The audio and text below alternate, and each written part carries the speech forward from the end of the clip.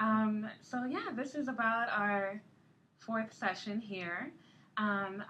Today we're going to dig a little deeper into what is called relational images, some phrases called connection and disconnection, and I'll give you all an example of it as you all tell me what they are, and let's just start.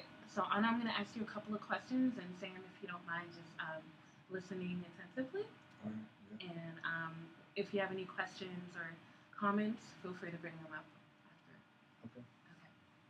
Great. So, Anna, I remember earlier we talked about Sam's approach in talking with you comes off really aggressive, somewhat loud.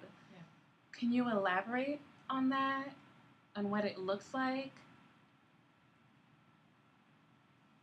It looks like we're my parents. It Okay. looks like I'm a kid. Um, and it's hard. It's hard to hear him talk to me that way. So now that we've had a chance to talk, I can see why he sees me shutting down. But it's the only thing I know to do. I have to protect myself. Um, So, are you saying when you were younger, your parents would argue a bit? yeah, Okay. uh, a bit to say the least. Often, regularly, Okay. there was a bit of abuse there. And never in a thousand years did I think that I would end up in a relationship where it feels that it's on the verge of that. Okay. He hasn't hurt me at all, um, but just the way he talks, and it just it makes me feel like I'm a kid again, like somebody's corrected me, that somebody or that I'm hearing the echoes of my parents' fights, and it's hurtful at times in ways that I wouldn't even relate to some of the struggles we have. Um, Anna, that seems like you have a very strong image and um, this this image that's very scary and frustrating at the same time. It's one that you survived when you were younger, being in that environment. No one should have to be in an environment where there's um, abuse, verbal, emotional, or anything like that. And that's not what we do at all, you know. And it's not us. Right. And um, it seems like you feel like that's not where you're at, but you have at this point in your relationship with Sam, the close potential to get to that point, and that's really scary. It is, and I can see why he wouldn't feel that way. Don't at all. Or it's not something we have talked about. Okay, so this is new for Sam as well to hear. I think so. It's not a. I think you mentioned it in the past, but it's just like it's so. The thought of our relationship turning into an abusive one is just it's disgusting. Like there's not a chance. There's not a chance. I would never do that. I Right. don't yell to hurt you. Like, I don't yell to make you feel bad. I do it because I don't feel like you're listening to me. So, all right, thanks, Sam.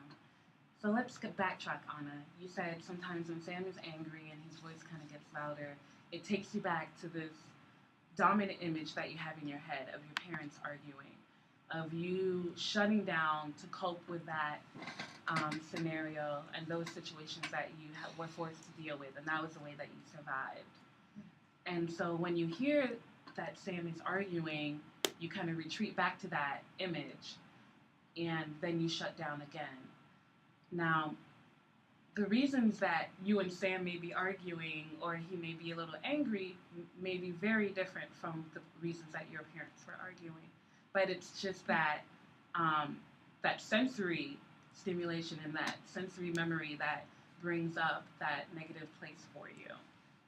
So a question I have for you is that you all dated for a while before you all got married, and you tend to smile a little bit when you think about that time.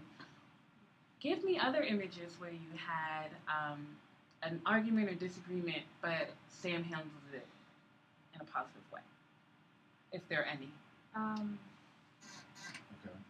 Okay. I think he can also be very supportive. So it was in times where I needed that.